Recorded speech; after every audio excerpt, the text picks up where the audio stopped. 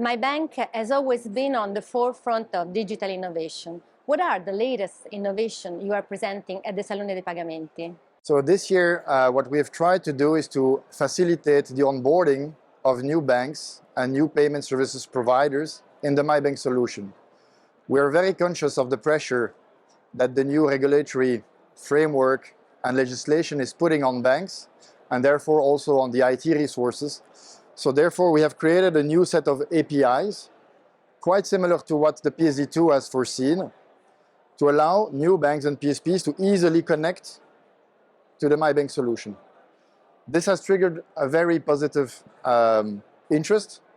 In about 8 months, we have seen around 70 new payment service providers that have been onboarded from about 20 countries in Europe.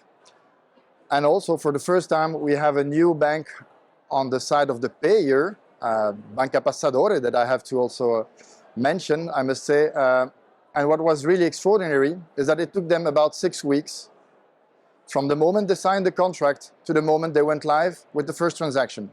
So we truly believe that this new connectivity method will allow much more banks to come on board. And hopefully with this, we hope to come back to new countries in Europe as well, to extend our reach and have much more European scale as we always wanted it for MyBank.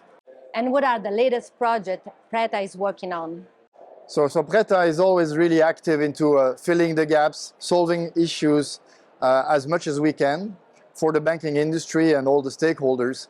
What we have seen these days is that our mother company, EBA Clearing, is very much looking at the new EPC scheme called SEPA Request to Pay.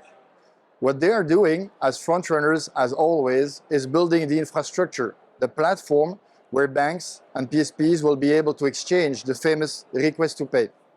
We have a scheme on the other side from the EPC that is very extensive, but at the same time misses some of the key issues that we believe are needed to make Request to Pay a really service that we can use end-to-end.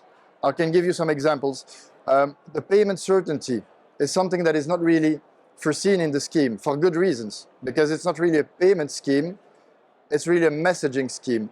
What we try to do at Preta is to make sure that when a payer receives a Request to Pay and approves it, that it is linked to an underlying payment instrument, that when he approves it, you have a certainty that the payment will be made. And what we are also adding on top to build this ecosystem is a monetization mechanism. That is very important if you want really a solution to be coherent, fair, in terms of remuneration for all the parties in the chain. Yeah? So we are building on this with a solution that we call Request to Pay Plus. So it's not something that replaces the scheme, it's really complementing what the EPC scheme is really doing.